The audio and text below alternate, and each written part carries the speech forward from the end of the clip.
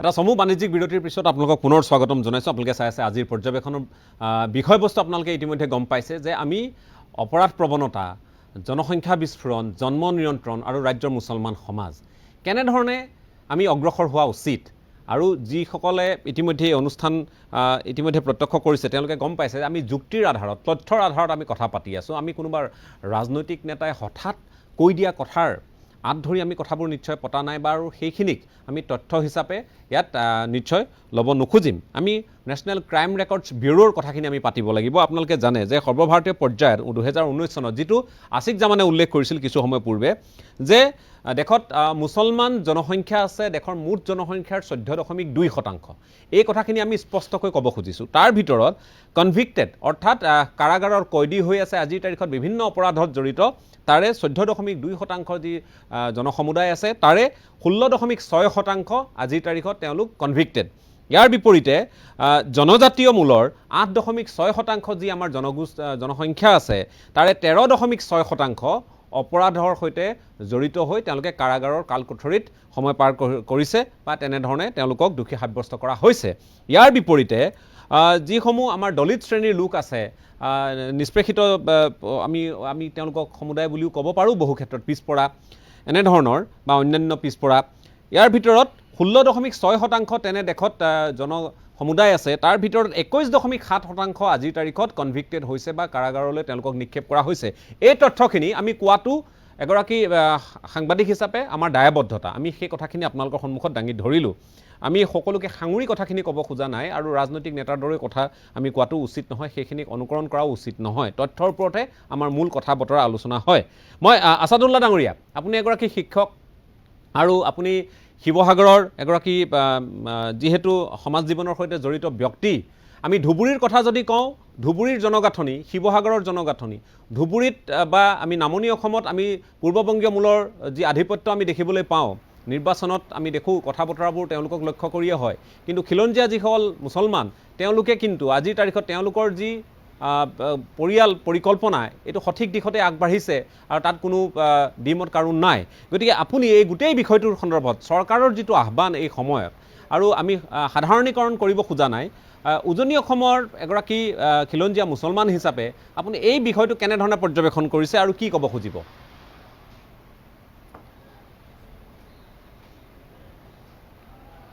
ধন্যবাদ ৰাজদীপ ডাঙৰীয়া। আপুনি নিশ্চয় জানে আজি 4টা দশক অসমৰ ৰাজনীতি সংখ্যালঘু মুছলমানসকলক লৈয়ে চলি আছে। তাৰমানে অসমৰ সংখ্যালঘু মুছলমানসকলক লৈয়ে ৰাজনীতিটো চলি আছে। আৰু শেহতীয়াভাৱে এইটো এটা আমাৰ বাবে সুসংবাদ বুলি মই ভাবোঁ যে বৰ্তমান চৰকাৰখনে এটা চেনচিটিভ ইছ্যু অৰ্থাৎ মুছলমানসকলৰ জনবিস্ফোৰণ আৰু অপৰাধ প্ৰৱণতা এই দুটা ইছ্যুৰ লগত মুকলিকৈ চৰ্চা কৰিবৰ কাৰণে তেখেতসকলে আহ্বান জনাইছে বা আগবাঢ়ি আহিছে। মই ভাবোঁ এইটো এটা আমাৰ বাবে শুভ সংবাদ। এতিয়া যিটো কৈ থকা হয় যে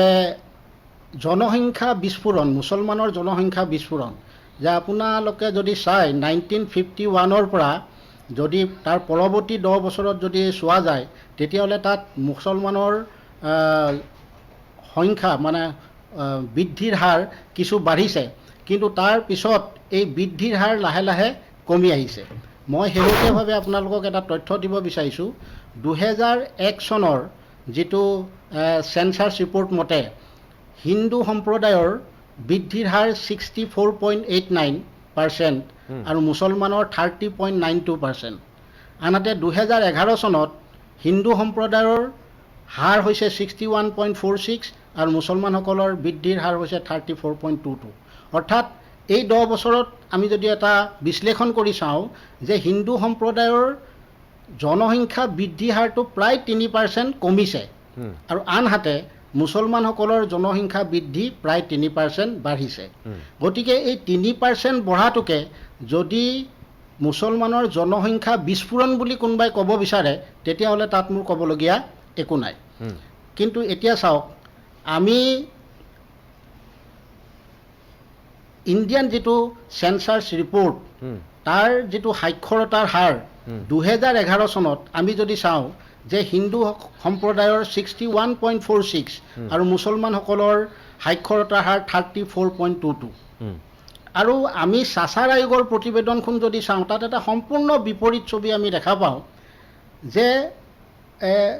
গৃহ বিভাগত দেখা যায় যে মুছলমান চাকৰিয়ালৰ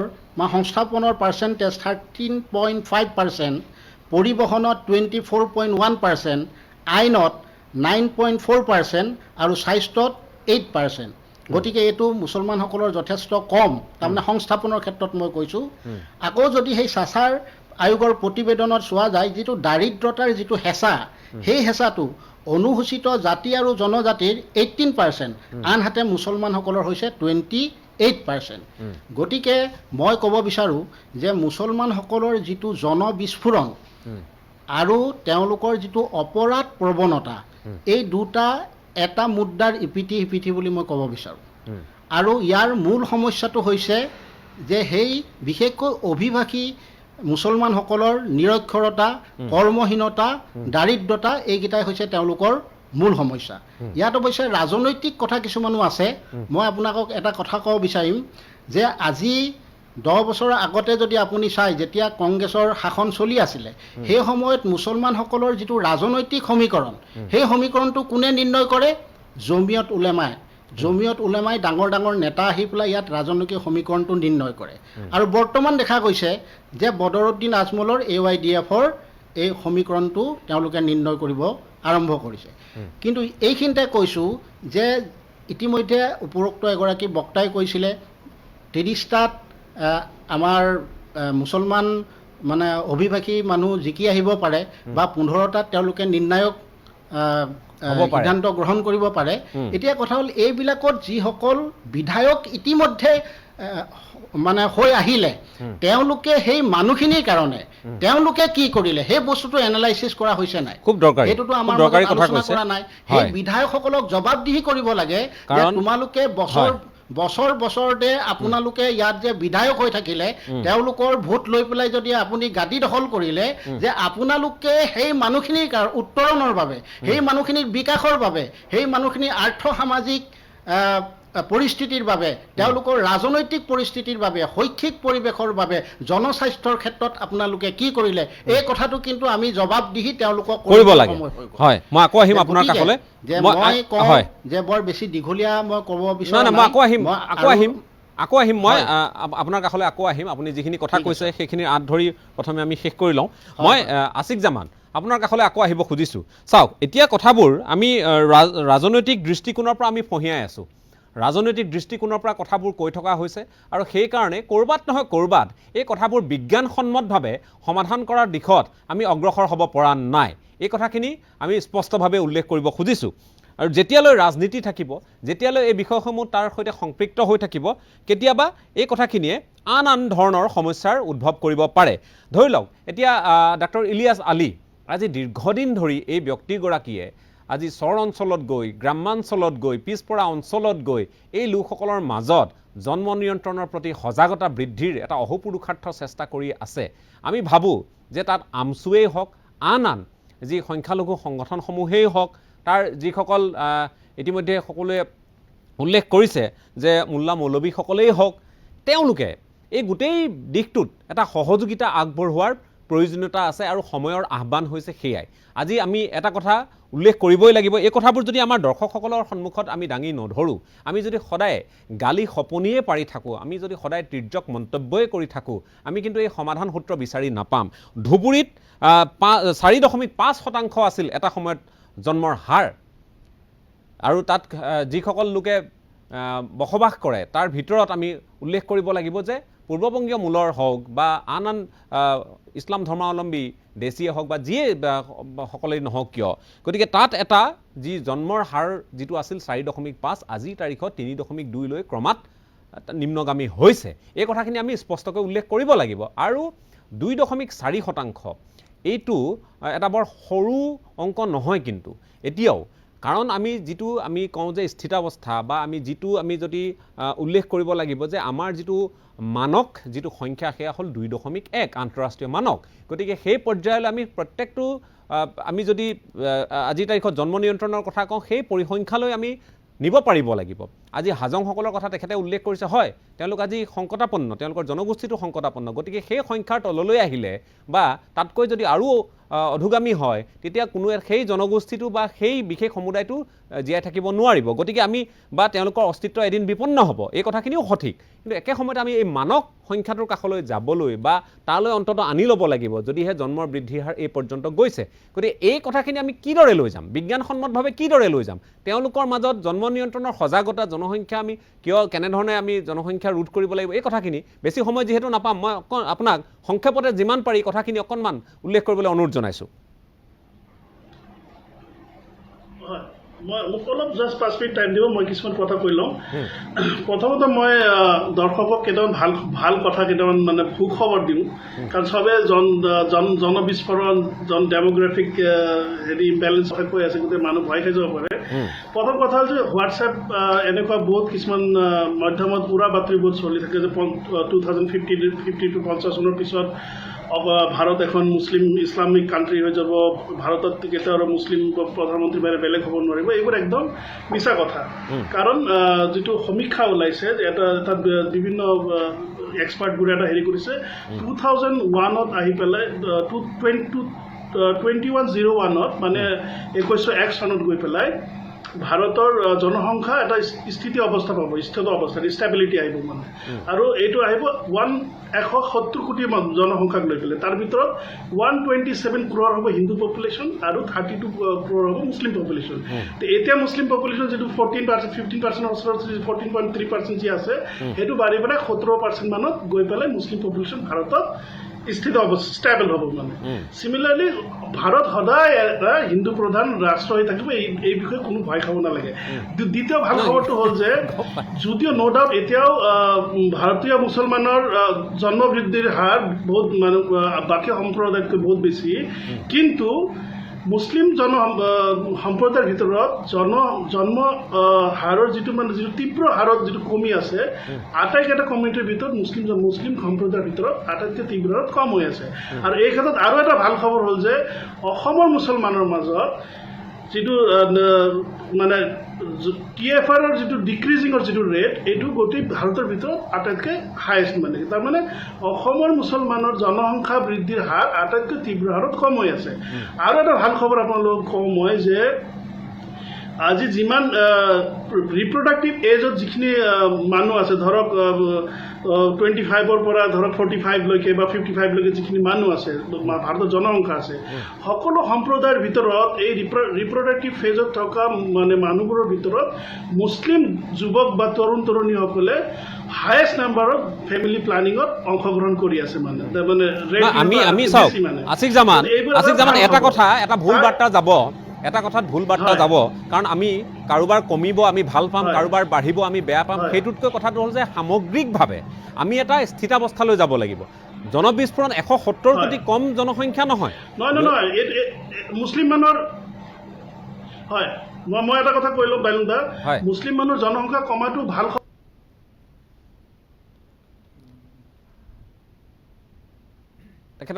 তেখেতৰ বোধ কৰোঁ সংযোগ বিচ্ছিন্ন হৈছে তেখেতৰ সৈতে আকৌ মই সংযোগ স্থাপন কৰিবলৈ অনুৰোধ জনাম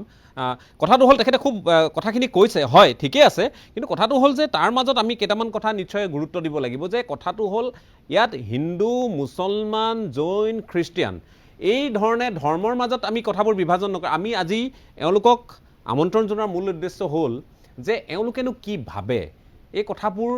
মুছলমান সমাজৰ প্ৰত্যেকটো ক্ষেত্ৰৰ সৈতে জড়িত লোকসকলে কেনেধৰণে অনুধাৱন কৰিছে শিৱসাগৰৰ আছাদুল্লাই কি অনুভৱ কৰিছে গুৱাহাটীত আজি আমাৰ আবিদ আজাদে কি অনুভৱ কৰিছে বা মুমিনুল আৱাল ডাঙৰীয়াই কি অনুভৱ কৰিছে দৰঙৰ পৰা অহা আইনুদ্দিনে কি অনুভৱ কৰিছে একে সময়তে উৰিষ্যাত গৈ আজিৰ তাৰিখত নিজৰ কৰ্মসূত্ৰে থকা আছিক জামানেনো কি অনুভৱ কৰিছে এই কথাখিনি আমাৰ জনাৰ প্ৰয়োজন আছে আৰু তাৰ লগে লগে এটা বাৰ্তা আমি আমি আমি আমি শ্লেষাত্মক কথাবোৰ নকৈ আমি নিশ্চয় এই মুহূৰ্তত সামগ্ৰিকভাৱে আমাৰ জনসংখ্যা নিয়ন্ত্ৰণৰ যিটো বিষয় আছিক জামান আপুনি আকৌ সংযুক্ত হৈছে আধৰুৱা হৈছিল কথাখিনি বেছি সময় নাপাম মই আকৌ কৈছোঁ আপুনি যিমান পাৰে হাতী মাৰি ভুল কাঠ ভৰাবলৈ যত্ন কৰক হয় হয় মানে মুছলমান মানুহৰ জন্ম বৃদ্ধিৰ হাৰ কমাটো কিয় ভাল খবৰ সেইটো মই কৈছোঁ কাৰণ মুছলমান মানুহৰ জনসংখ্যা বৃদ্ধিৰ হাৰটো নেশ্যনেল এভাৰেজতকৈ বেছি আছে আৰু আমি আজি এনেকুৱা এটা সীমিত ৰিচৰ্চৰ এটা ষ্টেট বা সীমিত ৰিচৰ্চৰ এটা কাণ্ট্ৰি বা এটা ছাষ্টেইনেবল ডেভেলপমেণ্টৰ ফালৰ পৰা যদি চায় তেতিয়াহ'লে জনসংখ্যা বৃদ্ধিটো কোনো ভাল এতিয়া আজিৰ যুগত ভাল দৃষ্টি চোৱা নহয় গতিকে মুছলমান মানুহৰ জনসংখ্যা বৃদ্ধিৰ ৰেটটো কমাটো এইটো এটা ভাল খবৰ বুলি মই ভাবোঁ এতিয়া মই মমিনুল আৱাল ডাঙৰীয়াৰ লগত এটা কথাত কিছুমান কথাত মই সন্মত নহয় যদি এটা কথাত মই সন্মত যে তেওঁ যিটো কৈছে যে ডেম'গ্ৰাফিক ইমবেলেঞ্চ হোৱাৰ কাৰণে অসমৰ অন্যান্য খিলঞ্জীয়া জনগোষ্ঠীৰ মাজত যিটো ফেয়াৰ চাইকেল যিটো এটা ভয়ৰ যিটো সৃষ্টি হৈছে এইটো স্বাভাৱিক আৰু এই কথাটো মুছলমান বুদ্ধিক সমাজে বা মুছলমান নেতৃত্ববৰ্গই মানে এই বস্তুটো অনুধাৱন কৰাটো উচিত মানে মই ভাবোঁ যে জনবিস্ফোৰণ বা মানে অত্যাধিক জনসংখ্যা বৃদ্ধি হ'লে সেইটো সামাজিক এটা সন্তুলনটো যিটো সেইটো নষ্ট হৈ যাব মানে দ্বিতীয়তে আবিদ ডাঙৰীয়াৰ লগত মই এটা কথাত মই সম্পূৰ্ণ সন্মত যে খালি শিক্ষিত হ'লেই নহ'ব যদি ধৰ্মীয় গোড়ামী যদি থাকে তেতিয়া জনসংখ্যা বৃদ্ধিৰ হাৰ কেতিয়াও নকৰিব আৰু আমাৰ অসমত এটা প্ৰব্লেম এটা হৈছে কি কিছুমান আমাৰ যিটো স্পেচিয়েলি মুছলিম মানুহৰ মাজত যিটো শিক্ষাৰ যিটো এটা মাদ্ৰাছাৰ যিটো শিক্ষাৰ ব্যৱস্থা সেইফালেদি কিছুমান সেই মাদ্ৰাছাৰ শিক্ষিত কিছুমান মানুহে ইছলাম ধৰ্মৰ একচুৱেল যিটো জন্ম নিয়ন্ত্ৰণ বা ফেমিলি প্লানিঙৰ বিষয়ে ইছলামৰ একচুৱেল যিটো ষ্টেণ্ড সেইটোতকৈ বহুত বেলেগকৈ মানে মানুহক ভুল কিছুমান ভ্ৰান্ত ধাৰণাৰ সৃষ্টি কৰে মানে আৰু এই ভ্ৰান্ত ধাৰণাৰ চিকাৰ কিন্তু অসমৰ অশিক্ষিত গাঁৱলীয়া হোজা মুছলমান হৈ আছে মানে সেইকাৰণে মই মুখ্যমন্ত্ৰী ডাঙৰীয়াক এটা কথা ৰিকুৱেষ্ট কৰিম যে যদি জন্ম নিয়ন্ত্ৰণৰ ওপৰত যদি আইন আনে তেতিয়াহ'লে ভ্ৰান্ত ধাৰণা আৰু ভুল যিবোৰ বাৰ্তা যিবোৰ মানে ভুল প্ৰচাৰ যিবোৰ কৰা হয় জন্ম নিয়ন্ত্ৰণ বা ফেমিলি প্লেনিং সেইবোৰৰ ওপৰত এটা বিহিত ব্যৱস্থা লোৱাৰ যাতে মানে এটা প্ৰভিজন ৰাখে বাকী বাল্য বিবাহৰ কথাটো কৈছে আইনুদ্দিন ডাঙৰীয়াই এইটো বহুত ভাল কথা কৈছে কাৰণ এটা বস্তু চাওক যেতিয়া বাল্য বিবাহ হৈ যায় 16 বছৰত যেতিয়া এজনী ছোৱালীৰ বিয়া হৈ যায় আৰু মুছলিম ছোৱালীৰ এজনী বিয়া হৈ যায় আৰু ধৰক এভাৰেজ 30 ইয়াৰ্ছ এজনী হিন্দু ছোৱালীৰ বিয়া হয় তেতিয়াহ'লে মুছলিম ছোৱালীজনী ডাবল কিন্তু প্ৰডাক্টিভ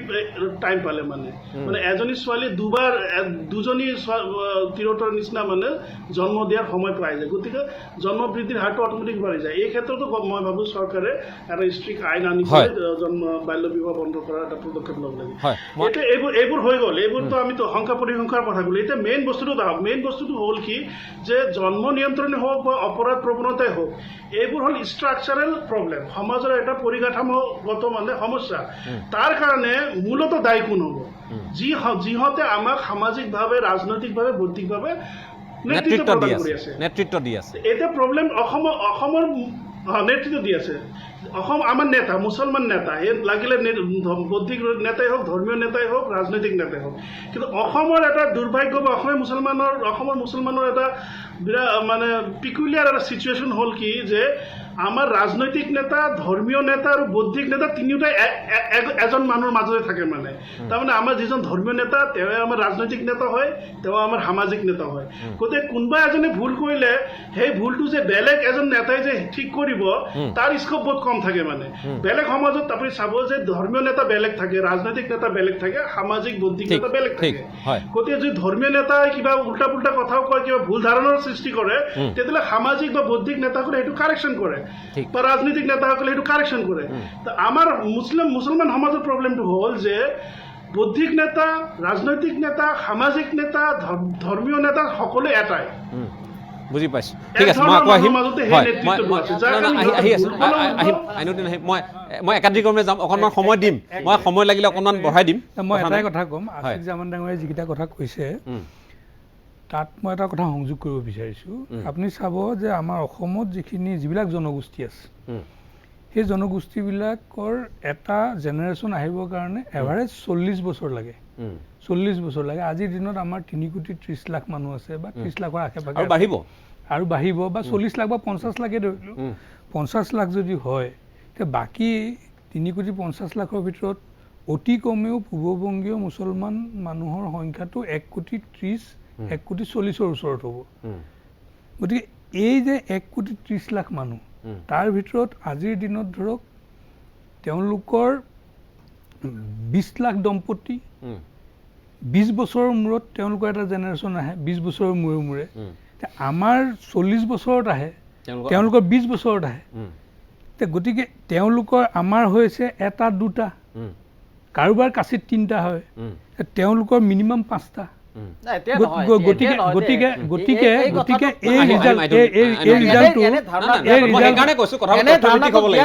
আপুনি ক'ব মোক কৈ ল'ব লাগিব যে এই কথাটো যে যিটো হৈছে যে আজি যদি অহা 20 বছৰৰ পিছত যে আমাৰ যিটো 2 কোটি বা 2 কোটি 20 লাখ মানুহ আছে যে এইটো 2 কোটি 20 লাখ 2 কোটি মানুহটো ঠিক একেধৰণে থাকিব কমাৰহে সম্ভাৱনা আছে যে আজি বহুবিলাক জনগোষ্ঠীৰ জনসংখ্যা কমি আহিছে বহু মানুহ আজি বহু ঠাইত মই আকৌ কৈছোঁ যে চহৰাঞ্চলত থকা লোকসকলৰ ক্ষেত্ৰত আৰু এই কথাও ঠিক যে তথ্যই এই কথাও কয় যে তথ্যই এইটো বস্তু আমাক দেখুৱাইছে এই কথাখিনিও দেখুৱাইছে এই বিষয়ে আমাক সূচাইছে যে এতিয়াও আজিৰ তাৰিখলৈ ইছলাম ধৰ্মাৱলম্বী লোকসকলৰ মাজত যে তেওঁলোকৰ যিটো সন্তান জন্মৰ তেওঁলোকৰ হাৰটো বেছি এই কথাখিনি কিন্তু তাৰ মাজত চহৰাঞ্চলত থকা বা আকৌ কৈছোঁ যে পমুৱা মুছলমান বা যদি বা আমি বাকীসকলৰ সৈতে তুলনা কৰোঁ পমুৱা মুছলমান বা পূৰ্ববংগীয় মূলৰ লোকসকলৰ মাজত এইটো সংখ্যাগতভাৱে বেছি আজিৰ তাৰিখলৈ কিন্তু আছে হয় পূৰ্বতকৈ কমিব পাৰে কিন্তু সংখ্যাগতভাৱে মূল কথাটো জনসংখ্যাটো লৈ সমস্যাটো নহয় যিটো ইনবেলেঞ্চ হৈছে আৰু সেই ইনবেলেঞ্চ হোৱাৰ কাৰণে অসমৰ সমাজ জীৱনত অসমৰ ৰাজনৈতিক জীৱনত অসমৰ শৈক্ষিক জীৱনত যিটো প্ৰভাৱ পৰিছে কৃষ্টি সংস্কৃতিৰ পৰা আৰম্ভ কৰি যি ধৰণৰ প্ৰভাৱটো পৰিছে সেই প্ৰভাৱটো লৈহে আমি চিন্তিত আজি ধুবুৰী আজি ধুবুৰীয়ে কওক আপুনি গোৱালপাৰাই কওক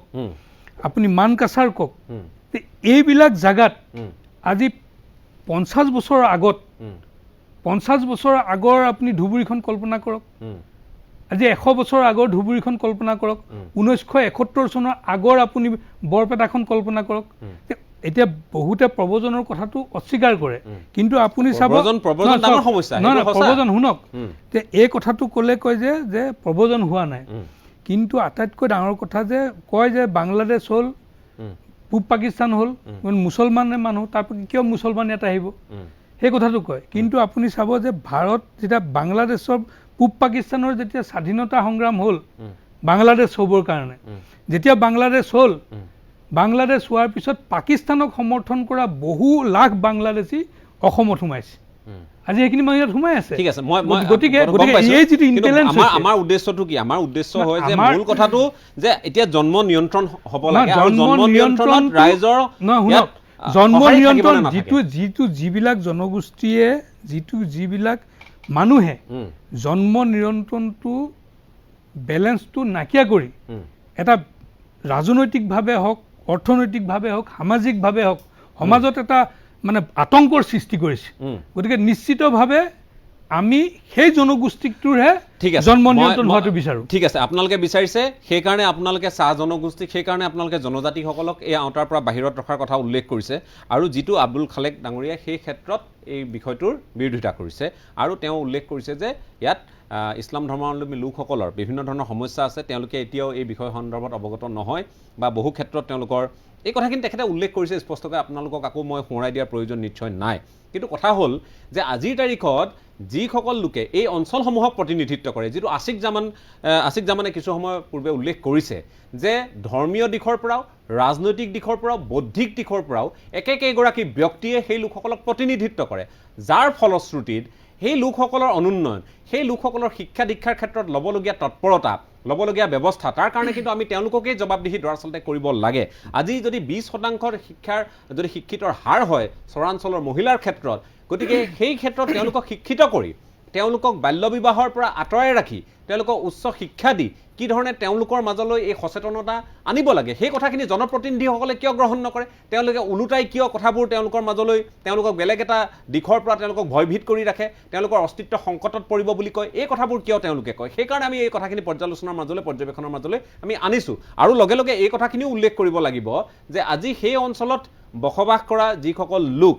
সেই লোকসকলৰ মাজত জন্ম নিয়ন্ত্ৰণৰ যিখিনি আহিলা আছে যিখিনি পদ্ধতি আছে যিখিনি ব্যৱস্থা আছে সেইখিনি জনপ্ৰিয় কৰাৰ ক্ষেত্ৰত তেওঁলোকে কিয় ভূমিকা নলয় এই সন্দৰ্ভত আৰু কিছু কথা পাতিম আমি অনুষ্ঠান কিছু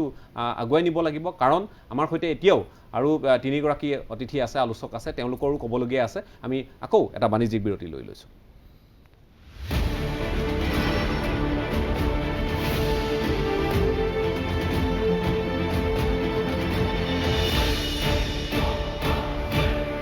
এটা সমূহ বাণিজ্যিক বিৰতিৰ পিছত আপোনালোকক পুনৰ স্বাগতম জনাইছোঁ। আপোনালোকে চাই আছে আজিৰ পৰ্যবেক্ষণ। বিষয় আপোনালোকে গম পাইছে, ইতিমধ্যে অৱগত হৈছে। এই বিষয়টোত স্পৰ্শকাতৰ, এই বিষয়টোত বিভিন্ন কোণ নিহিত হৈ আছে। এই বিষয়টোত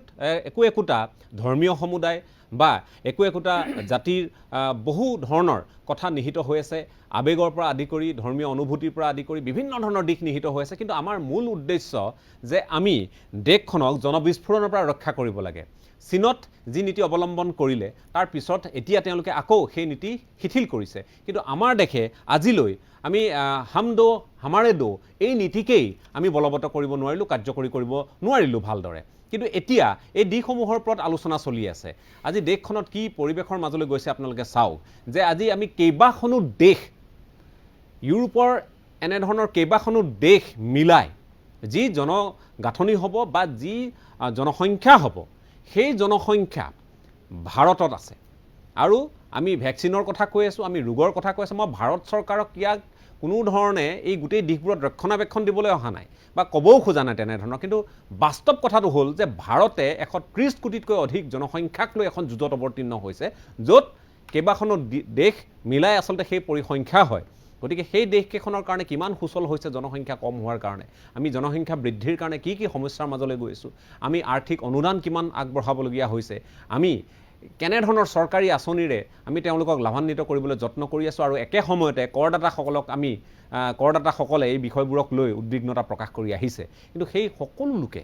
ভাবি চাইছেনে যে এই ঘটনাবোৰৰ আঁৰৰ আচল কথাবোৰ কি? এই যে অপৰাধ বৃদ্ধি পাইছে, এই যে সমস্যাবহুল এক জীৱন আমি অতিবাহিত কৰিবলগীয়া হৈছে, প্ৰত্যেকটো দিশতে প্ৰত্যাহ্বান, ক'ৰবাত বনভূমি দখল, ক'ৰবাত চৰকাৰী ভূমি দখল, এই ধৰণৰ কথা বতৰাবোৰ যে হৈ আছে, কিয় হৈছে? মূল কথাটো হ'ল জনবিস্ফোৰণ হৈছে। কাৰ কি ইয়াত অন্তৰ্নিহিত উদ্দেশ্য আছে, কোনে ইয়াত কি কৰিব খুজিছে? কোনোবাই এখন ইছলামিক ৰাষ্ট্ৰ কৰিব খুজিছে নে আন কিবা? তেওঁলোকৰ আচলতে তাত তেওঁলোকৰ খোৱা বোৱা, তেওঁলোকৰ অন্ন বস্ত্ৰ বাসস্থানক লৈ চিন্তা আছে। এই কথাখিনি কাহানি বা আমি তুলনা কৰি চাইছোঁনে? এই কথাবোৰ প্ৰকৃতপক্ষে আমি আলোচনা কৰিছোঁনে? নিশ্চয় আমি ভাবোঁ এই বিষয়বোৰৰ ক্ষেত্ৰত গভীৰতালৈ গৈ আমি অনুধাৱন কৰাৰ প্ৰয়োজন আছে। সেইকাৰণে আমি আজি এই বিষয়টো আমি ইয়ালৈ বিষয়টো চৰ্চাৰ মাজলৈ আনিছোঁ। আবিৰ আজাদ, মই আপোনাৰ কাষলৈ আহিছোঁ। বিষয়সমূহ আমি আলোচনা কৰোঁতে কেইবাটাও দিশ আমি বিশ্লেষণ কৰিছোঁ, আৰু আমি পৰিসংখ্যা লগতে চৰকাৰী যি এজেঞ্চিসমূহৰ তথ্য, এই এজেঞ্চিসমূহৰ তথ্যসমূহ আমি সন্মুখলৈ লৈ আহি আলোচনা কৰিছোঁ। গতিকে আপুনি আৰু কি সংযোজন কৰিব খুজিব? মাইলুংদা, মই প্ৰায় শেষ হ'বলৈ ওলাইছে। মই একেবাৰে বাস্তৱ কথাখিনি কৈ সামৰিব বিচাৰিছোঁ। এইবিলাক ইছলামিক ৰাষ্ট্ৰ এইবিলাকে বাজে কথা হয় এইবোৰ। এতিয়া চাওক, মোক আপুনি যদি কয় এজন অসমীয়া হিচাপে, এজন ভাৰতীয় নাগৰিক হিচাপে যদি মোক ক'বলৈ খোজে মুছলমান এইবোৰ বাদ দিয়ক, তেনেহ'লে মোৰ আটাইতকৈ ডাঙৰ প্ৰতিদ্বন্দ্বী হৈছে, আপুনি উল্লেখ কৰিছে, মোৰ কাৰণে চীন হয় মোৰ কাৰণে আটাইতকৈ ডাঙৰ প্ৰতিদ্বন্দ্বী। আৰু এইকাৰণে প্ৰতিদ্বন্দ্বী কাৰণ চীনে তেওঁলোকৰ যিটো পপুলেশ্যন আছিল সেইটো তেওঁলোকে সমস্যা নকৰি সেয়া তেওঁলোকে সম্পদ কৰিলে, অৰ্থাৎ মেনক তেওঁলোকে মেন পাৱাৰ কৰিলে। আৰু আমাৰ ইয়াতে ভাৰতবৰ্ষত মেন আছে, মেনক আমি পাৱাৰ কৰিব পৰা নাই, মানৱ সম্পদ কৰিব পৰা নাই। মানৱ সম্পদ কৰিব নোৱাৰি আমি মানৱ সমস্যা, যিটো পপুলেশ্যন সমস্যা, তাৰ ওপৰত আমি বেছি গুৰুত্ব দিছোঁ। মোৰ কাৰণে আজি এই ক'ভিড পৰিৱেশৰ সময়ত আটাইতকৈ ডাঙৰ সমস্যা হৈছে মোৰ আজি ক'ভিডে আমাক কথাখিনি ভাবিবলৈ বাধ্য কৰিছে। একজেক্টলি, আজি আমাৰ আটাইতকৈ ডাঙৰ সমস্যা হৈছে আমাৰ নিবনুৱা সমস্যা, যিটো হ'বলৈ গৈ আছে, মানুহৰ আহাৰ নোহোৱা যিটো সমস্যা হ'ব গৈ আছে। আজি চাওক, গুৱাহাটীখন যদি ক'বলৈ যায় তেনেহ'লে আজি আমাক যিখিনি খেতি বাতিখিনি আমাক আহি আছে এই চৰ চাপৰি অঞ্চলৰ পৰা, বিশেষকৈ তাৰ পৰা আহি আছে। কিন্তু আমাৰ প্ৰশ্নটো হৈছে যে যি খেতি বাতি আমি খাই আছোঁ, শাক পাচলি খাই আছোঁ, তাত যিবিলাক সাৰ দিয়া হৈ আছে, যিবিলাক সাৰ আপোনাৰ ব্যৱহাৰ কৰা হৈ আছে, সেই সাৰবিলাকক আপোনাৰ নিয়ন্ত্ৰণ কৰা হৈছে নে নহৈছে? আমি যে বিষ খাই আছোঁ আজিৰ তাৰিখত, তেনেহ'লে আমাৰ কাৰণে যিটো জনসংখ্যা বিস্ফোৰণটো এটা সমস্যা হয়েই, সেইটো আমি সমাধান কৰিব লাগিব। জনসংখ্যাক আমি সম্পদ বনাব লাগিব। কিন্তু আমাৰ কৃষি বিভাগটো আছে কিহৰ কাৰণে? এই যে আমাৰ চাব, এটা কথা আমাক কোৱা হয়, এইটো যেনেকৈ আপোনাৰ ইছলামিক ৰাষ্ট্ৰ এটা আমাৰ মানে বস্তু এটা উলিয়াই দিয়া হৈছে, তেনেকৈ কোৱা হয় যে এই শাক পাচলিত আপোনাৰ বিষ সোমাই অসমীয়া মানুহবিলাকক বেমাৰী কৰিব, মাৰিব খোজা হৈছে বুলি এটা আপোনাৰ বাতৰি এটা, উৰা বাতৰি এটা ওলাই থাকে। যদি তেনেকুৱা সমস্যা আছে তেনেহ'লে কৃষি খণ্ডৰ আমাৰ কৃষি বিভাগে কৰি আছে কি? আজি আমাৰ গোটেই অসমত যি কৃষি আমাক যি ছাপ্লাই কৰি আছে, এই বিশেষকৈ চৰ চাপৰি অঞ্চল বা মুছলিম অধ্যুষিত অঞ্চল, তাত কৃষি বিভাগে যাই পেলাই সেইবিলাক নিয়ন্ত্ৰণ কৰিব লাগে, আৰু আমাৰ মানুহবিলাকক ভাল খাদ্য যাতে খাব পাৰে আৰু সেয়া অৰ্গেনিক কৰিব পাৰে। তেওঁলোকক আমি এই ধৰণৰ যিটো তেওঁলোকে প্ৰডাকশ্যন কৰি আছে, কাৰণ এতিয়া নিট বাঢ়িছে, মানুহৰ মাজত প্ৰয়োজন বাঢ়িছে, খাদ্য সামগ্ৰীৰ প্ৰয়োজন অধিক হৈছে, বাহিৰৰ পৰা খাদ্য সামগ্ৰী অহা ক্ষেত্ৰত আমি পূৰ্বতে মন কৰিছোঁ যোৱাবাৰ লকডাউনৰ সময়ত বাহিৰৰ পৰা খাদ্য সামগ্ৰী বিশেষ ধৰণে সৰবৰাহ কৰিব যেতিয়া পৰা হোৱা নাছিল, যান বাহনৰ চলাচল যেতিয়া প্ৰায় বন্ধ আছিল এটা সময়লৈকে, নিৰ্ধাৰিত সময়লৈ, তাৰ পিছত অৱশ্যে খুলি দিয়া হ'ল, তেতিয়া আমি এই খাদ্যৰ প্ৰয়োজন বা এই সামগ্ৰীৰ প্ৰয়োজনীয়তাটো আমি অনুভৱ কৰিলোঁ, মাছ মাংসৰ পৰা আদি কৰি শাক পাচলিৰ পৰা আদি কৰি সকলোতে। আৰু সেই সময়ত অসাধু চক্ৰ বিশেষকৈ আমি উল্লেখ কৰিব লাগিব, বহু ঠাইত অভিযোগ আছে, এই কথাখিনিও সত্য যে তেওঁলোকে কেৱল লাভৰ কথা চিন্তা কৰি তেওঁলোকে ইনজেক্ট কৰে, তাত বিভিন্ন ধৰণৰ ঔষধ ইত্যাদি তেওঁলোকে যাতে ৰাতিৰ ভিতৰত বন্ধাকবি যাতে বান্ধ লয়, এনেধৰণৰ কথা। নহয়, মই কথাখিনি এইকাৰণে আনিছোঁ, মই এই কথাখিনি অনাৰ অন্য উদ্দেশ্য নাই, উদ্দেশ্য এটাই যে এই কথাবোৰো ক'ৰবাত নহয় ক'ৰবাত হয়তো এই আমি যিটো জনবিস্ফোৰণ আমাৰ ইয়াত হৈছে, আমাৰ যি জনসংখ্যা, তাক এই কথাখিনিত আমি ক'ৰবাত নহয় ক'ৰবাত তেওঁলোকৰ কাৰণে এই খাদ্য সামগ্ৰী হওক, যিটো মই আবিদৰ কথাৰ আন্তৰিহে অৱশ্যে কৈছোঁ, এই কথাখিনি আমি গুৰুত্ব দিব লাগিব, একে সময়তে তেওঁলোকৰ চৰকাৰী আঁচনিৰ দ্বাৰা উপকৃত কৰি অৰ্গেনিক এটা হাব আমি সৃষ্টি কৰিব লাগিব। সেই সমস্যাবিলাক আমি সমাধান কৰি পেলাই সম্পদলৈ আহিব লাগিব। আৰু মই এইখিনি ইয়াত যোগ দিব বিচাৰিছোঁ যে এতিয়া চাওক, আমাৰ যিবিলাক আইন প্ৰণেতাসকল আছে, আমি যিবিলাক আলোচনা কৰি আছোঁ, আইন প্ৰণেতাসকলে অতি শিক্ষিত মানুহ হয়, অতি বুদ্ধিজীৱী মানুহ হয়, তেওঁলোকে জানে কি কৰিব লাগে, কিন্তু ৰাজনীতি আহি যায় কাৰণে তেনেকুৱা হয়। এতিয়া চাব, আমাৰ চৰকাৰে বা আইন প্ৰণেতাসকলে বিচাৰে যে জনসংখ্যা এটা সমস্যা হৈ আছে, এটা সমাধান কৰিব লাগে আৰু জন্ম নিয়ন্ত্ৰণ কৰিব লাগে, কিন্তু মই ভাবোঁ সঞ্জয় গান্ধী যিটো কৰিব গৈ পেলাই যিটো মুখ ঠেকেচা খাবলগীয়া হৈছিলে, এতিয়া ভাৰতবৰ্ষতো তেনেকৈ জন্ম নিয়ন্ত্ৰণ যদি সকলোকে কৰিবলৈ যায়, মই ভাবোঁ তেনেকৈ এটা মুখ ঠেকেচা বা এটা বিৰোধিতা আহিব পাৰে। সেইকাৰণে কলা ধনৰ নাম লৈ পেলাই, আচল উদ্দেশ্য বেলেগ আছিলে, কিন্তু কলা ধনৰ নাম লৈ পেলাই যেনেকৈ বিমুদ্ৰাকৰণ কৰা হ'ল, ঠিক তেনেকৈ আজমলক দেখুৱাই পেলাই যেনেকৈ দিছপুৰ দখল কৰা হয়, ঠিক তেনেকৈ মুছলিম জনসংখ্যা বৃদ্ধিৰ এটা হাৰ দেখুৱাই পেলাই আপোনাৰ আচলতে ভাৰতবৰ্ষৰ জনসংখ্যাৰ যিটো নিয়ন্ত্ৰণ কৰিব বিচাৰে, আচলতে মই ভাবোঁ তেনেকৈ ভাৰতবৰ্ষৰ জনসংখ্যা নিয়ন্ত্ৰণ চবৰে কৰিব বিচাৰি আছে, কিন্তু তাৰ পৰা এটা বিৰোধিতা আহিব পাৰে বুলি হয়তো ভয় কৰিব পাৰে, যিটো সঞ্জয় গান্ধীৰ ক্ষেত্ৰত হৈছিলে। সেইকাৰণে এটা আজমলক দেখুৱাই পেলাই যেনেকৈ ৰাজনীতি কৰা হয়, ইয়াতো মুছলমানৰ জনসংখ্যা বৃদ্ধি দেখুৱাই পেলাই এই কথাটো আমি মুছলমানক পোনচাতে নকৈ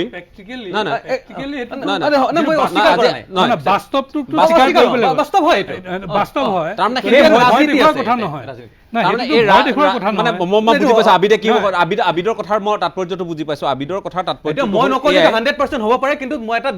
ৰাজনৈতিক দৃষ্টিকোণ যদি ইয়াত নিহিত থাকে, লাভান্বিত হোৱাৰ সম্ভাৱনাটো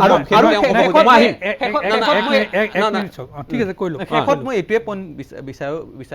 ক'ব বিচাৰিছোঁ যে আমি পুনৰবাৰ ধৰ্মৰ এই দৃষ্টিভংগী লৈ পেলাই আমি সমস্যা সমাধান কৰিব নোৱাৰোঁ। বিভিন্ন আমাৰ সমস্যা আহিছে ভাৰতবৰ্ষত, পৃথিৱীত আহিছে, আমি যেনেকৈ সমস্যা সমাধানবিলাক আমি কৰিছোঁ চবকে লৈ পেলাই বিশ্বাসত হৈ পেলাই তেনেকৈ কৰিব লাগিব। আৰু যদি আমি মই ভাবোঁ যে যিসকলে নেতৃত্ব দিয়ে, নেতৃত্ব বহন কৰে, তেওঁলোকৰ কিন্তু দায়িত্ব আছে দেই, এই চৰ অঞ্চলত নেতৃত্ব দিয়া, যাৰ সমষ্টিৰ অন্তৰ্গত চৰ অঞ্চল আছে, যাৰ সমষ্টিৰ অন্তৰ্গত এই পমুৱা মুছলমানসকল বা যিসকল পূৰ্ববংগীয় মূলৰ মুছলমান লোক আছে, তেওঁলোকে কিন্তু এই ক্ষেত্ৰত নেতৃত্ব দিয়াৰ আৰু তেওঁলোকে সংস্কাৰ অনাৰ কিন্তু প্ৰয়োজনীয়তা আছে বুলি আমি ভাবোঁ। ডেফিনেটলি আছে। আচলতে যিবিলাক নেতা তাৰ পৰা ওলাই আহি মানুহে ভোট কিহৰ কাৰণে দিয়ে আপোনালোকে ভালকে জানে, হিতাধিকাৰী সৃষ্টি কৰি পেলাই ভোট দিয়া হয়। ঠিক তেনেকৈ আমাৰ পশ্চিম অসমৰ ফালেও সেই আপোনাৰ ভোট দিয়াৰ কাৰণটো হ'ল বেলেগ। এই মানুহে যে মোৰ ডেভেলপমেণ্ট কৰি পেলাই, এই মানুহজনে, এই বিধায়কজনে মোৰ ডেভেলপমেণ্ট কৰি পেলাই ভোট দিয়ে যে, সেই কথাটো আপোনাৰ নহয়। সেইকাৰণে তেওঁলোকেও নকৰে, বিকাশ নহয়। মই খালি ইয়াত পইণ্ট এইটোৱে দিব বিচাৰিছোঁ যে আমাৰ ভাৰতবৰ্ষৰ ওচৰ চুবুৰীয়া যিবিলাক ইছলামিক দেশ আছে, মূলতঃ আপোনাৰ ইণ্ডোনেছিয়া কওক, মালয়েছিয়া কওক বা লেবানন কওক বা আপোনাৰ চিৰিয়া টিৰিয়া, এইবিলাক যিবিলাক সিৰিয়াত সমস্যা হৈছে বা টিউনিছিয়া কওক,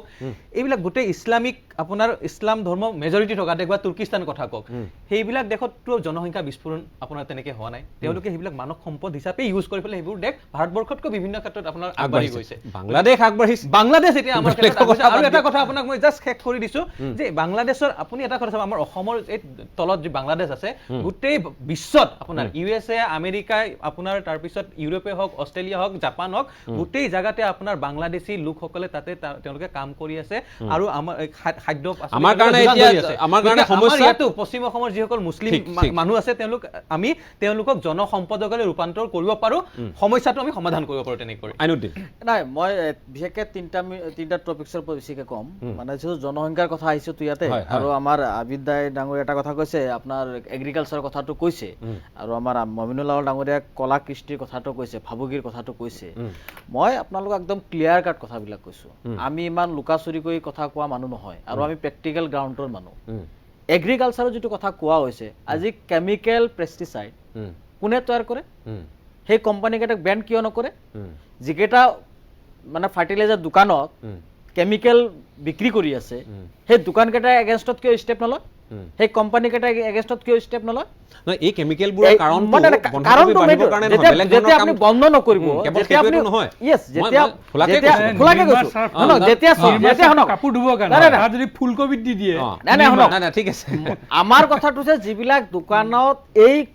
বস্তুবিলাক এতিয়া বিক্ৰী হয় না সেইটো এটা চৰকাৰে বেলেগ কিয় দিশলৈ পদক্ষেপ যাব গ্ৰহণ নকৰে দশৰুমত বেলেগ এটা দিশলৈ যাব পদক্ষেপ গ্ৰহণ নকৰাকে হয়। যিসকল পদক্ষেপ গ্ৰহণ নকৰে, ৱাশ্বিং মানে পাউডাৰ শুনি লওক না, আমি আমি আমাৰ শুনা কথাটো হ'ল আৰু শুনি লওক ৱাশ্বিং না। পাউডাৰ বনাইছে আৰে কাপোৰ শুনি ধুব লওকচোন আপুনি কথাটো আপুনি মূল কথাটো কিয় যাব আকৌ নিদিয়ে? আহিম মই আপোনাৰ কাষলৈ হয় যিসকল দোকানীয়ে এই ধৰণৰ কাৰবাৰ কৰি আছে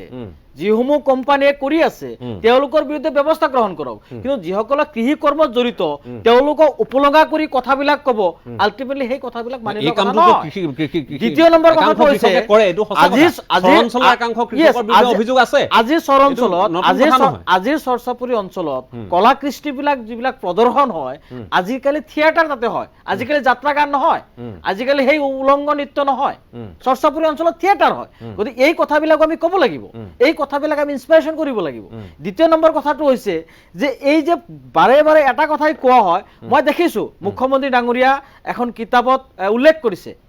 আজমল সভ্যতা 65-35 এই ধৰণৰ কথাবিলাক কোৱাৰ পিছত যেতিয়া আপুনি সামগ্ৰিকভাৱে কথাবিলাক বেলেগ ফালে লৈ যাব সেই জাতি জনগোষ্ঠীৰ মানুহবিলাকে আপোনাক কেনেকৈ বিশ্বাস কৰিব এই প্ৰশ্নটো আছে কিন্তু হে আমি আন্তৰিকতাৰে এই কথাটো গ্ৰহণ কৰিছো আৰু আমি কৈছো জনসংখ্যা নীতি গ্ৰহণ কৰাৰ আগতে জনসংখ্যা বিস্ফোৰণ যে হৈ আছে জনসংখ্যা যে নিয়ন্ত্ৰণ কৰিব লাগে এই পদ্ধতি কেনেকৈ কৰিব লাগে তাৰ বাস্তৱসন্মত সিদ্ধান্ত গ্ৰহণ কৰিব লাগিব তাৰ কাৰণে চৰ্চাপুৰী অঞ্চলত জাষ্টিছ এজনৰ জৰিয়তে ৰিটায়াৰ্ড জাষ্টিছ এজনৰ জৰিয়তে প্ৰতিবেদন প্ৰকাশ কৰক তদন্ত কৰক আমাৰ সাধাৰণ অঞ্চলবিলাকক তদন্ত কৰক কি কাৰণত এই ঘটনাবিলাক সংঘটিত হৈ আছে গতিকে এনে ৰাজনীতি কৰাৰ নামত এনে জনসংখ্যা বৃদ্ধি হোৱাৰ কথা কৈ আমি ৰাজনৈতিক প্ৰাকচক্ৰত এই গোটেই জাতি বৃদ্ধি হৈছে আইনুদ্দিন এনে- হৈছে এনে কথাবোৰ হোৱা নাই কথাবোৰ আলোচনা নাই, না, না, মই জনসংখ্যা চৰ অঞ্চলৰ বৃদ্ধি- কথা জনসংখ্যা কৈছো। বৃদ্ধি কিয় কাৰণ হৈছে সেইটোৱে কাৰণটো কৈছো, সেই মূল কথাটোৱে দিশটোলৈতো আহিব কৈছো। খুজিছো আমি। সেইটোৱে চৰকাৰে সেই মই কথা- মই জনসংখ্যা- নেতিবাচক নাই, নাই, চবেই মই accept কৰিছে। নেতিবাচক নাই, নাই, জনসংখ্যা- এইবোৰ কথা বাদ দিছো মানে মই যিটো আমি- সত্য আমিতো সেইটোহে সেই আমি কথাটোৱে আলোচনা কৰি কৈছো। আছো জনসংখ্যা বৃদ্ধি কি কাৰণত হৈছে তাৰতো প্ৰতিবেদন এখন লাগিব নহয় না আপুনি একচেপ্ট কৰে নে নাই জনসংখ্যা বৃদ্ধি হৈছে জনসংখ্যা বৃদ্ধি হৈছে এইটো আপুনি আৰু accept জনসংখ্যা সেইটোতো কৈছো, জনসংখ্যা বৃদ্ধি হৈছে কিন্তু জনসংখ্যা বৃদ্ধি হোৱাৰ লগতে জনসংখ্যা কমিও আছে জনসংখ্যা বৃদ্ধি হৈছে লগতে কমিও আছে আজি শিক্ষিত যুৱক চাবে জনসংখ্যা বৃদ্ধি কৰা নাই নহয় হয় কিন্তু আপোনালোকে মই আমচু বুজি হিচাপে পালো। আপোনালোকে কি কৰিছে আপোনালোকে কি কৰিছে মই আপোনালোকে খালি মই- চৰকাৰকে কৈ থাকিব নেকি নাই, নাই, আপোনালোকে কি কোনে কৰিছে চৰকাৰ কৈছে আমি বাল্য বিবাহ বন্ধ কৰি আছো নাই, নাই, বাল্য বিবাহ কৰক। বন্ধ কৰাত আমি অগ্ৰণী মই ভূমিকা প্ৰশংসনীয় পালন কাম। মই কৈছো আমাৰ বাল্য বিবাহ অঞ্চলবিলাকত বন্ধ হ'ব আমি লাগে, সজাগতা সৃষ্টি কৰিছো। শিক্ষাৰ প্ৰসাৰতা আমাৰ- হ'ব লাগে। আজি শুনক সেইসকল সেইসকল যদি ভাৰতীয় লোক, চৰ মই আকৌ অঞ্চলবিলাকত কৈছো, আমাৰ যিসকল বাদ দি, ভাৰতীয় লোক। চৰ অঞ্চলক আমচুক বাদ দি কোন দল সংগঠন কোন নেতাই ৰাজহুৱাভাৱে জনগণক আহ্বান জনাইছে যে আপোনালোকে বাল্য বিবাহ বন্ধ কৰক জন্ম নিয়ন্ত্ৰণ কৰক, মই কুসংস্কাৰ এই দূৰ কথাটো কৰক। মোৰ কোনো এই দ্বিমত নাই কথাটো কৈছো কিন্তু আমি। একে সময়তে আমাৰ আমি পূৰ্বৰ আজি কেইবছৰমান আগৰ অভিজ্ঞতা আপুনিও জানে দৰঙলৈ মই গৈছো হয় সেই অভিজ্ঞতা আপুনিও জানে যে তাত শিক্ষাদান কৰিবলৈ যোৱা শিক্ষয়িত্ৰীৰ লগত কি হৈছে চাওক মই এই কথাটো এই কাৰণে ক'ব অপৰাধক ধৰ্মীয় মেৰুকৰণ কৰিব নোৱাৰে। মেৰুকৰণ মই কৰা নাই মই কৈছো যে অঞ্চল হিচাপেহে কৈছো Yes. মইতো জাত জনগোষ্ঠী হিচাপে কোৱা নাই নাই। মইতো এবাৰলৈও কোৱা নাই না, আপুনি মই কোৱা কৈছো নাই। যে আমি যেতিয়া তালৈ গৈছো সেই অঞ্চলসমূহত শিক্ষাৰ প্ৰসাৰ কৰিবলৈ যোৱা শিক্ষয়িত্ৰীৰ ওপৰত কি ধৰণৰ ঘটনা হৈছে কেনেধৰণে তেওঁক শ্লীলতা হানি কৰা হৈছে এই কথাবোৰতো লুকঢাক হৈ থকা কথা নহয় কিন্তু কথা হ'ল যে তাৰ যিটো মাতব্বৰী ৰাজ তেওঁলোকৰ তাত শিক্ষাৰ প্ৰসাৰ বৃদ্ধি পালে তেওঁলোকৰ মাতব্বৰী ৰাজ পৰিমাণটো কমিছে পৰিমাণটো বৃদ্ধি হোৱা নাই তেওঁলোকৰ তাত এই যিটো এনে দাদাগিৰি যিটো চলে এই কোৱা হৈছে দাদাগিৰিটো এনে যিটো কোৱা হৈছে প্ৰৱণতা বৃদ্ধি হৈছে নহয় নহয় প্ৰৱণতাৰ সেইটো কমি কথাটো আছে মই কোৱা নহয়। নাই মই কৈছো তেওঁলোকৰ দাদাগিৰি তেওঁলোকে এটা অঞ্চলক আপুনি শিক্ষা অঘোষিত আপুনি শাসক শিক্ষা তেওঁলোক। অনুষ্ঠান গঢ় নিদিব সেই চৰ অঞ্চলত আপুনি শিক্ষা অঘোষিত অনুষ্ঠান শাসক, গঢ় নিদিব শাসক। হেল্থ ছেক্টৰত কাম নকৰিব কৰিব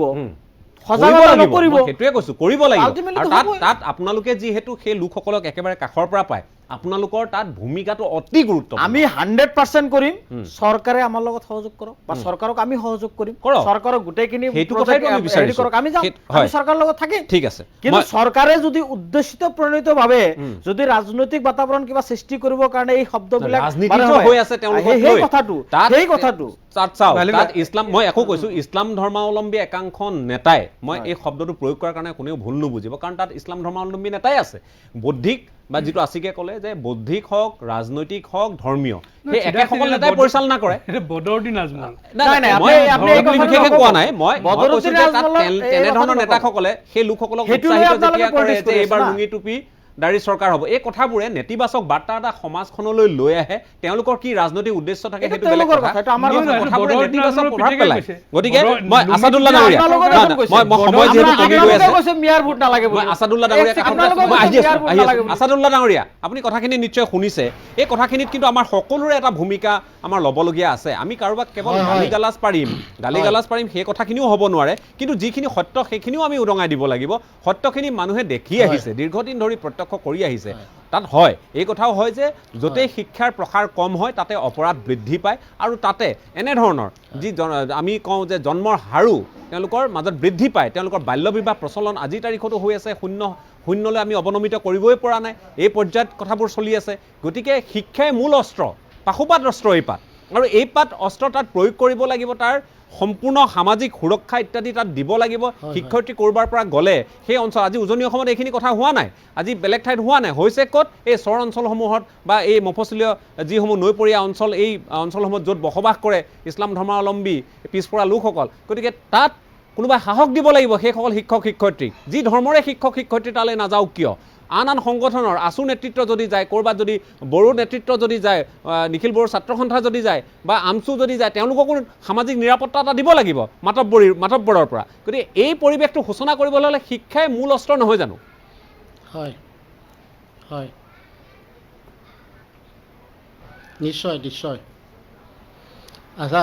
ৰাজদীপ ডাঙৰীয়া হয় আপোনাৰ কথাৰ লগতে সংগতি ৰাখি মই ক'ব বিচাৰিছোঁ যে মুমিনুল আউল ডাঙৰীয়াই এটা কথা কৈ গৈছিলে যে নিৰক্ষৰতা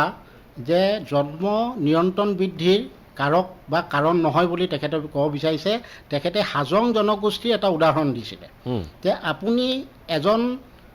সন্মানীয় ব্যক্তিৰ কথা ইতিমধ্যে উল্লেখ কৰিছে ডক্টৰ ইলিয়াছ আলী পদ্মশ্ৰী বঁটা প্ৰাপক হয় তেখেত গুৱাহাটীৰ বৰ্তমান বাসিন্দা তেখেতৰ লগত মই কেইবাবাৰো টেলিফোনিক বাৰ্তা আলোচনা কৰিছোঁ তেখেতে মোক ক'লে যে এই তাৰ যিখিনি মহিলাসকল সেই মহিলাসকলক এটা কথা আমি বুজাই দিব লাগিব যে অতিমাত্ৰা সন্তান জন্ম দিলে সেই মহিলাগৰাকীৰ কি অনিষ্ট হ'ব পাৰে এইটো এটা বিজ্ঞানসন্মতভাৱে বা চিকিৎসা বিজ্ঞানৰ দিশৰ পৰা সেই কথাবিলাক সেই মহিলাসকলক বুজাই দিয়াটো অতি দৰকাৰী আৰু মই সেইখিনি কামেই তাত কৰিছিলোঁ আৰু ইতিমধ্যে মই যথেষ্টখিনি তাত ছাকচেছ হৈছিলোঁ আচ্ছা এতিয়া মই ক'ব বিচাৰোঁ যে ডক্টৰ ইলিয়াছ আলীৰ দৰে কিমানজন ব্যক্তিয়ে এই অভিবাসী নিৰক্ষৰ কৰ্মহীন দৰিদ্ৰ এই জনসাধাৰণৰ মাজত গৈ পেলাই তেওঁলোকক সজাগ বা সচেতন কৰিবৰ কাৰণে চেষ্টা কৰিছে গতিকে এই প্ৰকৃততে কিছুমান সমস্যা আমি চৰকাৰলৈ ঠেলিলেই নহ'ব বহুখিনি দায়িত্ব আমি নিজেও গ্ৰহণ কৰিব লাগিব মই ইলিয়াছ আলীক মই নমস্কাৰ জনাইছোঁ তেখেতৰ নিচিনা যে আমাৰ মানুহখিনি যদি ওলাই যায় তেতিয়া নিশ্চয় আমি বহুত ভাল কাম কৰিব পাৰোঁ আৰু ইতিমধ্যে আপোনাক জনাব বিচাৰিছোঁ মোৰ এজন বন্ধু গুৱাহাটীৰ পৰা মোক ফোনত অলপ আগত জনাইছে যে তেওঁলোকে এটা গ্ৰুপ গঠন কৰিছে আৰু সেই গ্ৰুপটোৰ উদ্দেশ্য হৈছে যে চৰ চাপৰি অঞ্চলবিলাকত গৈ পেলাই এই জনসংখ্যা কেনেকৈ নিয়ন্ত্ৰণ কৰিব পাৰি বা বাল্য বিবাহ কেনেকৈ বন্ধ কৰিব পাৰি এইখিনি ক্ষেত্ৰত তেওঁলোকে কাম কৰিব এইটো এটা আমি ৱেলকাম কৰিছোঁ গতিকে মই ভাবোঁ আমাৰ যিবিলাক বিদ্যুৎ সমাজ আমাৰ যিবিলাক শিক্ষিত সমাজ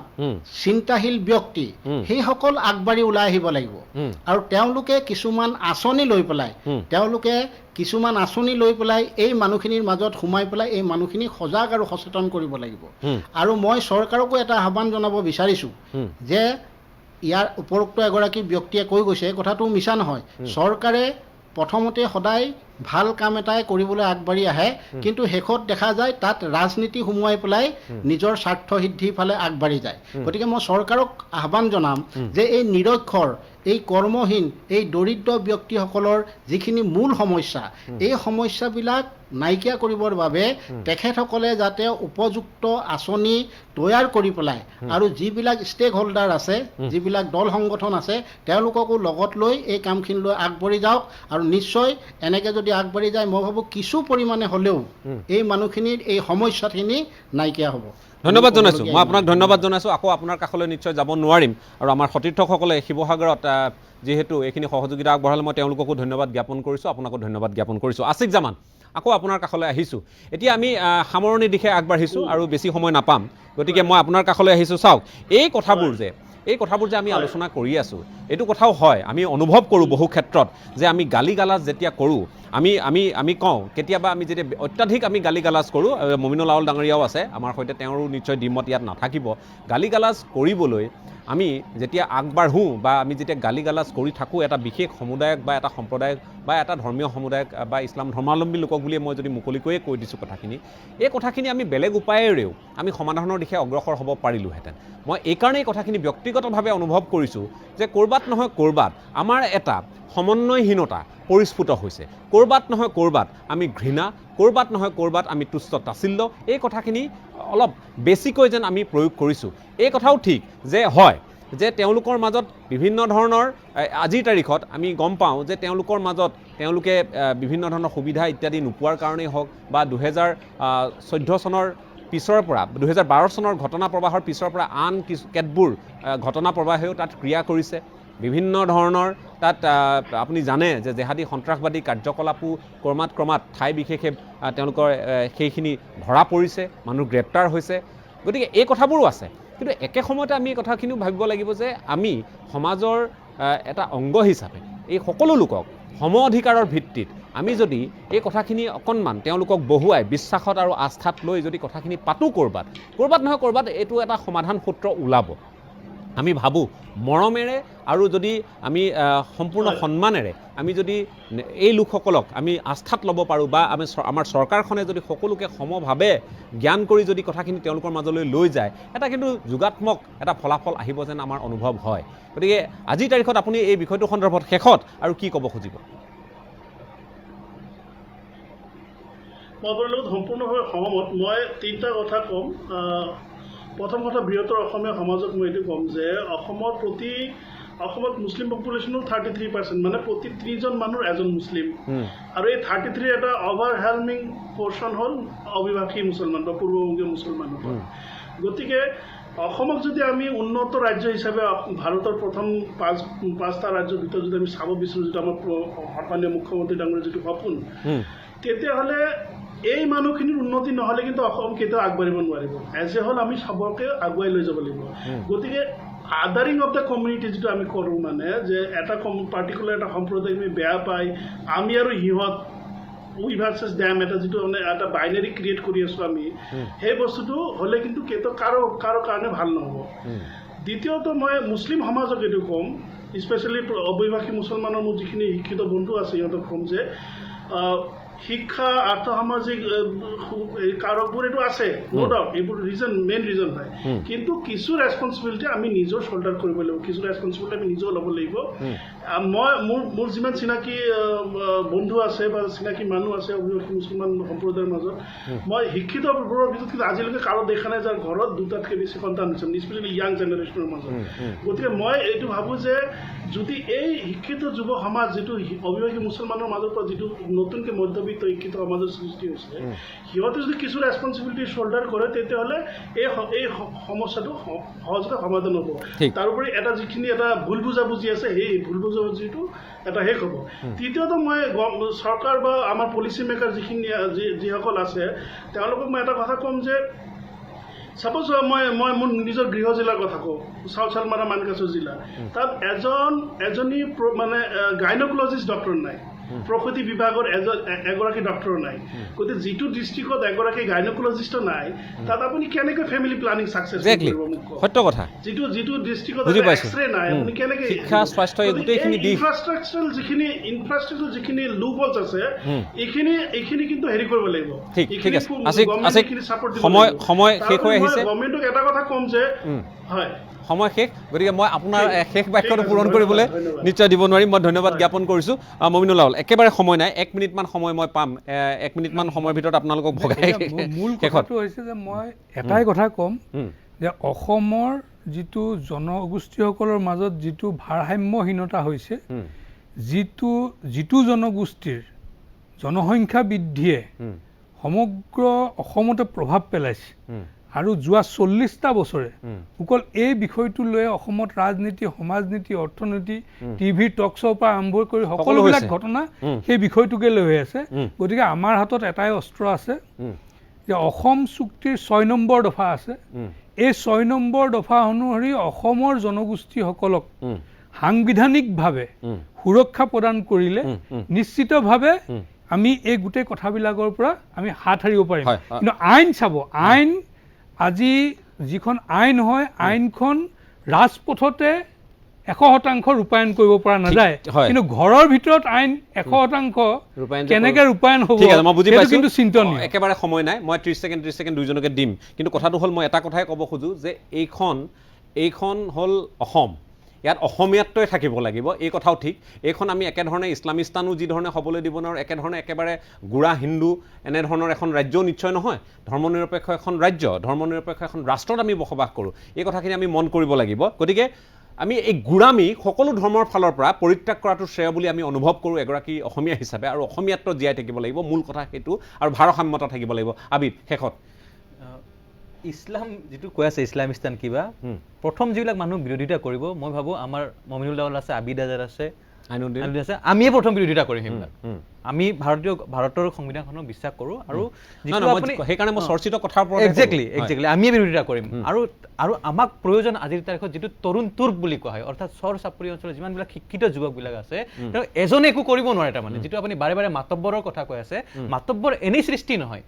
এই যে চৰ চাপৰি অঞ্চলবিলাকত যিবিলাক কণ্ডল হয়, কাজিয়া পেচাল হয়, বেমাৰ হয়, ওচৰত হস্পিটেল নাই, কিবা নাই, তেতিয়া তেওঁলোকে কাৰোবাৰ সহায় বিচাৰি যায় আৰু সেই সহায় বিচাৰি মাতব্বৰ সৃষ্টি কৰে। সময় শেষ, 30 ছেকেণ্ড সময়। আইনুদ্দিন, চাওক, এজন ভাৰতীয় নাগৰিক হিচাপে আৰু এজন অসমীয়া হিচাপে মই এটা কথাই ক'ম যে সংখ্যালঘু আৰু সংখ্যাগুৰু সমন্বয়ৰ ভাৱ সৃষ্টি হ'ব লাগিব, আত্মমৰ্যাদা আৰু আত্মসন্মান উভয়ৰ প্ৰতি দেখুৱাব লাগিব। চৰকাৰে যদি আন্তৰিকতাৰে এই সমস্যাটো সমাধান কৰিব বিচাৰিছে নিশ্চিতভাৱে আমি সহযোগ কৰিম, আৰু যদি চৰকাৰে ইয়াত ৰাজনীতি কৰিব বিচাৰিছে ডেফিনেটলি তাৰ তীব্ৰ প্ৰতিবাদ কৰা হ'ব। ঠিক আছে, আমি সকলোকে ধন্যবাদ জ্ঞাপন কৰিছোঁ। এই বিষয়টো আমি যিহেতু আলোচনাৰ মাজলৈ আনিলোঁ আৰু বহু কথা পাতিবলৈ থাকি গ'ল। আছিক জামান উৰিষ্যাৰ পৰা যথেষ্টখিনি সময় দিলে, যথেষ্টখিনি গুৰুত্বপূৰ্ণ মন্তব্য আগবঢ়ালে, মই ধন্যবাদ জ্ঞাপন কৰিছোঁ। একেধৰণে মুমিনুল আৱাল,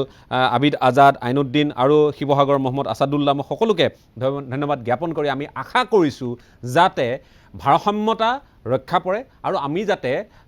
হাবুডুবু খাবলগীয়া এটা পৰিস্থিতিৰ উদ্ভৱ নহয়, আঁচনি প্ৰয়োগ কৰিবলৈ যাতে ক'ত বিলাম, কেনেধৰণে কি কৰিম, এইবোৰ যাতে আমি ভাবিবলগীয়া নহয়, সেই কথাখিনি আমি আশা ৰাখিছোঁ। জনসংখ্যা নীতি সঠিক দিশত ৰূপায়িত হওক সেইখিনি আমি কামনা কৰি, কোনো ৰাজনীতি তাত নহওক সেইখিনি কামনা কৰি আজিৰ পৰ্যবেক্ষণ ইমানতে সামৰণি মাৰিছোঁ। ধন্যবাদ।